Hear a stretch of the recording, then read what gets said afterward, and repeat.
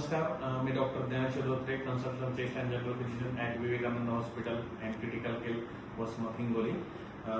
आज आपल्या इथे ओपीडीला चिंतामणी धुमाळ हे 70 वर्षाचे व्यक्ती आले होते आणि त्यांची मेन कंप्लेन होते की चेहऱ्याच्या म्हणजे डोळ्याच्या अवतीभोवती थोडीशी सूज होती. त्यांना माइल्ड ब्रेथलेसनेस होता, पण वेट गेन किंवा दुसरे काही साईन सिम्पटम नव्हते. फक्त चेहऱ्याच्या अवतीभोवती त्या मागच्या 6 ते 7 महिन्यापासून त्यांना सूज आढळून येत होती आणि ते आज चक्क ऑप्थमच्या डॉक्टरला म्हणजे डोळ्याच्या डॉक्टरला इथे दाखवायला आले होते. पण आज रविवार असल्यामुळे ते डॉक्टर उपलब्ध नसल्यामुळे त्यांनी माझ्याशी चर्चा केली, सर आम्हाला डोळ्यासाठी दाखवायचं होतं.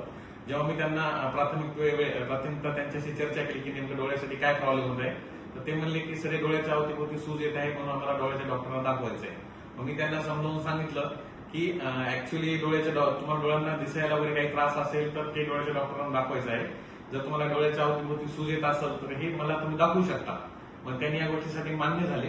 मग त्यांनी मला दाखवले. मग जेव्हा मी प्राथमिकता त्यांचे सर्व व्हायटल्स घेतले ते स्टेबल होते, पण पेरी ऑर्बिटल फेशियल पफिनेस आणि पेरी ऑर्बिटल एडिमा होता, जो माझ्या समोर पेशंट बसलेला आहे. हे त्यांच्या पेरी ऑर्बिटल एडिमा जो दिसतोय तो 5 ते 6 महिन्यापासून उपलब्ध आहे.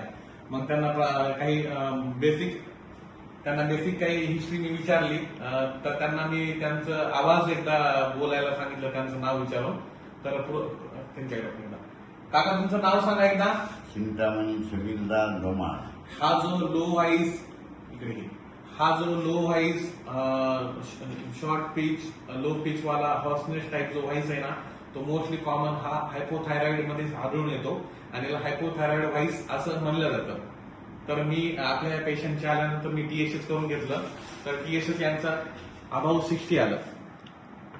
तर जे काही साईन्स अँड सिम्पटम्स वरून आपण डायग्नोज केलं होतं ते कन्फर्मेटिव्ह डायग्नोसिस आपण रिपोर्टद्वारे केलेलं आहे. मागच्या 5 ते 6 महिन्यामध्ये नातेवाईक सांगतायत किती डॉक्टरांना दाखवलं होतं? 25 ते 30 डॉक्टर किती डॉक्टर दाखवलं? 25 ते 30 डॉक्टर दाखवलं. तर त्यांना डायग्नोसिस कोणाला झालं का? आज इथे झालं ना? तर 25 ते 30 डॉक्टरांना त्यांनी या पेरी ऑर्बिटल एडिमासाठी दाखवलं होतं, तरी पण त्यांना कुठेही डायग्नोसिस मार्फत झालं नाही. तर आज फर्स्ट टाइम इथे आपल्या इथे डायग्नोसिस होऊन पेशंट खुश आहे सध्या. धन्यवाद.